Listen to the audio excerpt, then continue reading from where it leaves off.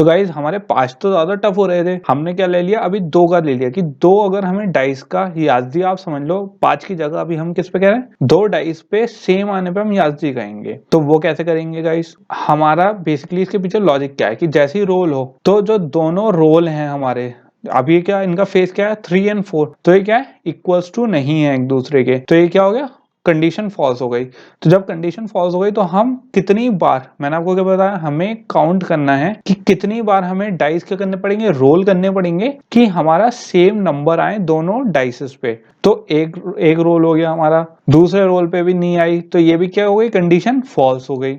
Third condition पे हमारा क्या आ गया, दोनों पे 1 आ गया, और क्या ये क्या हो गई, सक्सेसफुल हो गए गाइस। तो बेसिकली कितने काउंट लगे हमें, 3 काउंट लगे, कितने, 2 डाइस पे, कि क्या आए, 1 आए। तो गाइस ये तो हो गया एक कॉन्सेप्ट कि हमने एक रीजनिंग बना ली, एक लेआउट बना लिया अपने दिमाग में कि हमें करना क्या है, उसे पूरा कैसे करेंगे और उसके पीछे का लॉजिक क्या है, राइट। अब इसे थोड़ा सा क्या ले लेते हैं, कोडिंग टर्म्स में ले लेते हैं कि इसको अगर लॉजिक को हमें लगाना है तो कैसे लगाएंगे। अब यही वाला लॉजिक हमारा 5 का था, अभी सिंपल हम किस पे लगा रहे हैं, 2 पे लगा रहे हैं, राइट। तो अब इस पे लिख लेंगे, एक हमने फंक्शन बना लिया कीप रोलिंग, जो किस टाइप का है, इंटीजर टाइप का है, और पब्लिक उसका एक्सेस मॉडिफायर है गाइस। कीप रोलिंग मतलब कि कब तक वो रोल होता रहे और हमें काउंट देता रहे कि कितनी बार हमें 2 डाइस रोल करने हैं कि उनकी वैल्यू सेम आए, राइट। तो इसलिए हमने क्या बनाया, एक कीप रोलिंग फंक्शन बनाया। उस फंक्शन में हमने जो पुराना हमारा रोल डाइस वाला एक हमने फंक्शन पुरानी वीडियोस में गाइस क्या करा था, डिफाइन करा था, वही हमने यहाँ पे यूज कर लिया है।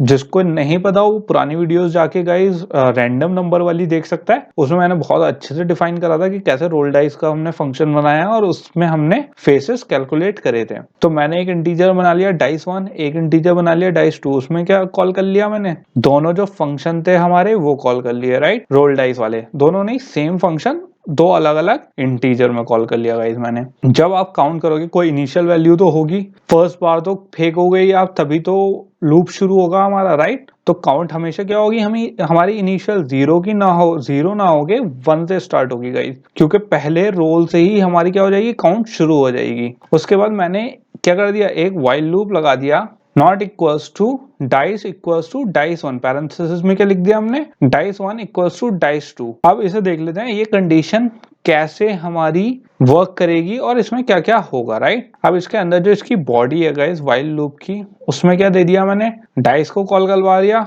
रोल फंक्शन का, और डाइस 2 में भी करवा लिया रोल डाइस वाला फंक्शन, राइट। हमारा इसमें क्या हो गया, जब कंडीशन हमारी ऑब्वियसली पहली बार में सेटिस्फाई तो नहीं होगा, नहीं ऐसा तो होगा नहीं पहले ही डाइस पे क्या हो जाए, एकदम से वैल्यू आ जाए, तो वो क्या होगा, डाइस पे आया, डाइस 1 रोल हुआ, डाइस 2 रोल हुआ, रैंडम नंबर जनरेट हुए, काउंट हमारी क्या थी, अभी 1 थी गाइस, अब क्या हो जाएगी, काउंट 2 हो जाएगी, फिर से व्हाइल लूप में आएगा और वही चीज रन होगी। अगर वो व्हाइल लूप से कंडीशन फॉल्स हो जाती है तो वो कहां पे आ जाएगा, रिटर्न पे आ जाएगा, और रिटर्न हमें काउंट कर देगा। काउंट मतलब कितने नंबर ऑफ टाइम्स हमने रोल करे हैं, उसकी काउंटिंग हमारे पास क्या आ जाएगी, रिटर्न आ जाएगी गाइस। अब गाइस हम देख लेते हैं कि इसकी फंक्शनैलिटी कैसे वर्क करेगी, एक टेबल बना के हम देख लेते हैं, राइट। तो सबसे पहले गाइस हमारा जो रोल डाइस में एक रैंडम नंबर जनरेट हुआ, राइट, डाइस 1 में एक रैंडम नंबर जनरेट हुआ, एक डाइस 2 में रैंडम नंबर जनरेट हुआ, जैसे ही हमने रोल डाइस वाला फंक्शन कॉल करा। और जैसे ही कॉल करा तो पहला जो हमारा रैंडम नंबर जनरेट हुआ वो क्या था, 4, और दूसरा जो रैंडम नंबर जनरेट हुआ था जो किसमें है, डाइस 2 में, वो क्या है, 2।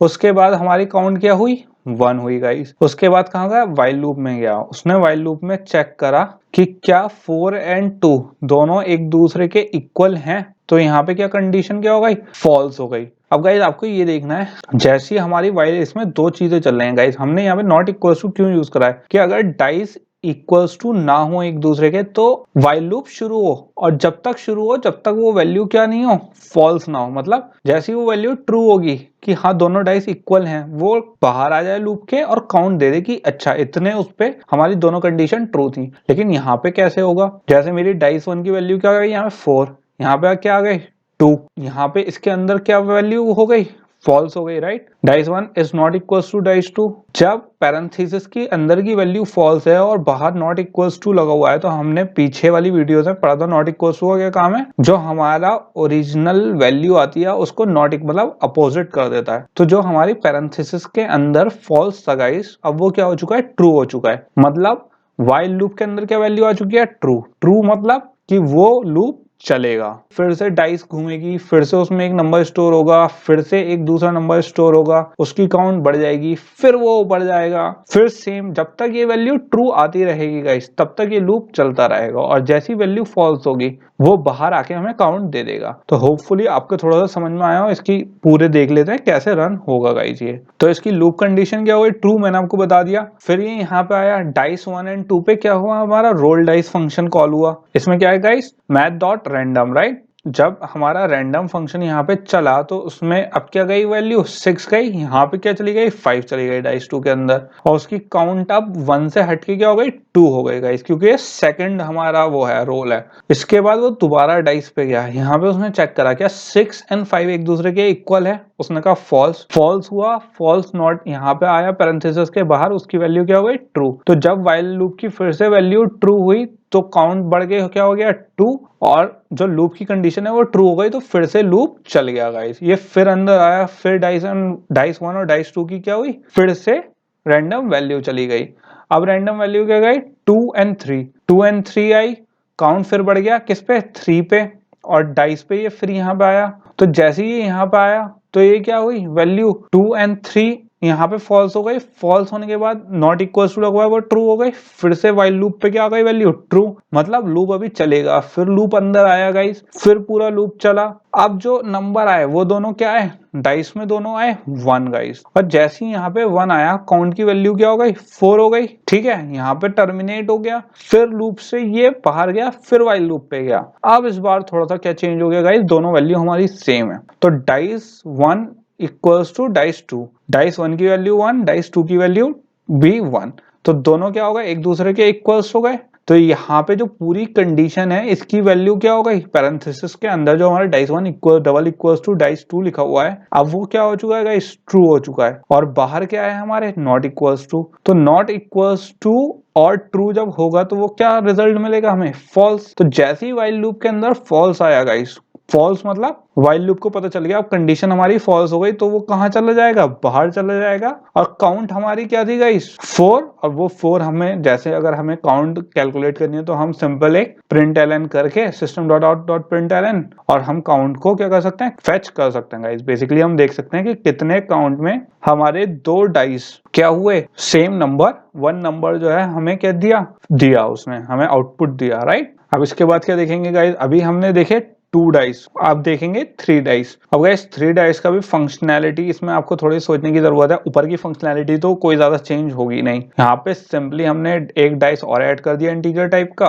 और जो हमारी व्हाइल में इंस्ट्रक्शंस थे उसमें खाली जो डाइस 3 है उसमें एक और math dot random function call कर लिया हमने, किसके थ्रू, रोल डाइस के थ्रू। जो मेन लॉजिक है गाइस हमें जो अब अप्लाई करना है वो हमें कहाँ करना है व्हाइल लूप में। आपको ये सोचना है कि यार यहाँ पे व्हाइल लूप में क्या कंडीशन हो कि नंबर 1 और नंबर 2 वाला जो डाइस है वो भी सेम हो, नंबर 2 एंड नंबर 3 वाला डाइस भी सेम हो, और उसके बाद 1 और 3 वाला भी डाइस सेम हो, मतलब 3 कंडीशन चेक करनी है। अब वो कैसे करेंगे ये देखते हैं गाइस। हम ये भी लिख सकते थे, कुछ लोगों के दिमाग में आ रहा होगा हम ऐसे लिख दें कि dice 1 equal double equal to dice 2 double equal to dice 3, but ये वाला कॉन्सेप्ट पूरा गलत हो जाएगा गाइस। अगर आप इसे लिखोगे तो जावा यहीं पे ही अटक जाएगा और वो आपको एरर दे देगा, क्योंकि गाइस ये वाला जो लॉजिक है ये सिंटेक्स एरर है, ये पॉसिबल नहीं है। तो इसके लिए हम एक लॉजिक और लगाएंगे। ये गाइस 4 हमारे पास क्या है ऑप्शन है, आप देखो आपको हम लॉजिकल ऑपरेटर्स क्योंकि यूज करेंगे अब इस वाली प्रॉब्लम को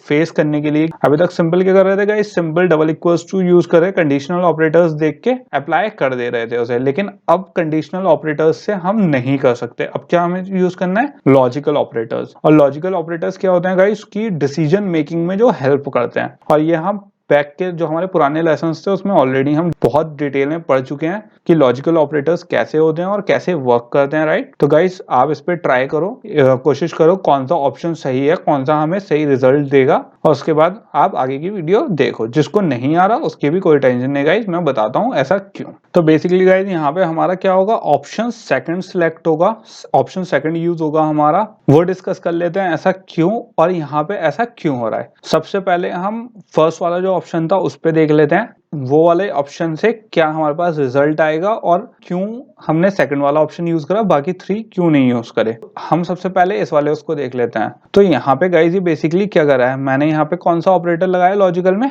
और, तो यहाँ पे और ऑपरेटर क्यों यूज नहीं होगा ये देख लेते हैं सबसे पहले। तो dice 1 double equals to dice 2, सही है भाई। हमें क्या देखना है, क्या डाइस 1 डाइस 2 के इक्वल है और क्या डाइस 2 डाइस 3 के इक्वल है। गुड, ये भी हमारी कंडीशन सेटिस्फाई हो गई। क्योंकि गाइज मैं यहाँ पे अलग अलग कंडीशन इसलिए बता रहा हूँ क्योंकि कई लोगों के दिमाग में होगा, हो सकता है ऐसे भी हो सकता है ऐसे भी कर सकते हैं, राइट। पॉसिबिलिटीज बहुत हैं गाइज, बट उसमें क्या लूप होल्स हैं उन पॉसिबिलिटीज में, और किस चीज से हमारे क्या होगा कि हमारा जो कोई ना कोई एरर आएगी या फिर कहीं पे हम अटक जाएंगे लॉजिकली, वो देख रहे हैं हम। इसलिए अलग अलग पॉसिबिलिटीज क्या कर रहे हैं, टेस्ट कर रहे हैं गाइज। तो बेसिकली गाइज यहाँ पे क्या हो गया, ये वैल्यू क्या हो गई, ट्रू हो गई, और ये वैल्यू क्या हो गई, ट्रू हो गई।